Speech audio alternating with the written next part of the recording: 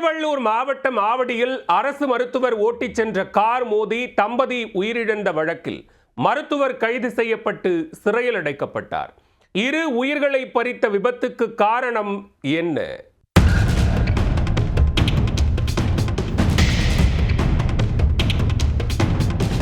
திருவள்ளூர் மாவட்டம் ஆவடி அடுத்த திருவேற்காடு ஈஸ்வரன் நகர் 7வது தெருவைச் சேர்ந்தவர் 41 வயதான அறிவரசன். இவரது மனைவி சரண்யா தனியார் நிறுவன மேலாளராக பணியாற்றி வருகிறார். இந்த தம்பதிக்கு 5 வயதில் ஆண் பெண் என இரட்டை குழந்தைகள் உள்ளன. இந்நிலையில் கடந்த மாதம் 28ஆம் தேதி அறிவரசன் மனைவியுடன் டிவிஎஸ் ஸ்கூட்டியில் ஆவடி பூவிருந்தவள்ளி சாலையில் சென்று கொண்டிருந்தார்.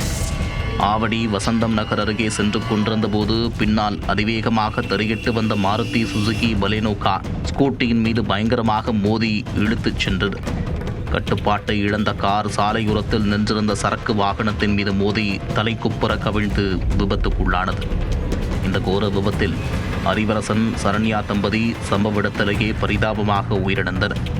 சம்பவ இடத்திற்கு விரைந்து வந்த போக்குவரத்து புலனாய்வு பிரிவு போலீசார் உயிரிழந்த தம்பதியின் உடல்களை மீட்டு மருத்துவமனைக்கு அனுப்பி வைத்தனர்.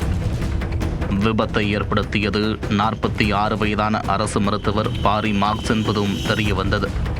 இந்த விபத்தில் அவர் காயமடைந்து சம்பவ இடத்தில் விழுந்து கிடந்தார். அவரை மீட்ட போலீசார் கீழ்ப்பாக்கம் அரசு மருத்துவமனைக்கு அனுப்பி வைத்தனர். விசாரணையில் காரை வேகமாக ஓட்டிச் சென்றபோது திடீரென வலிப்பு ஏற்பட்டு விபத்து நடந்தது தெரிய வந்தது. மருத்துவர் பாரி மார்க்ஸ் சிகிச்சை முடிந்து நலமாக உள்ளதாகவும் கூறப்படுகிறது. அவர் மீது அதிவேகமாக கார் ஓட்டுதல், அலட்சியமாக வாகனம் ஓட்டி உயிரிழப்பை ஏற்படுத்துதல் உள்ளிட்ட 4 பிரிவுகளின் கீழ் வழக்கு பதிவு செய்த போலீசார் கைது செய்து சிறையில் அடைத்தனர்.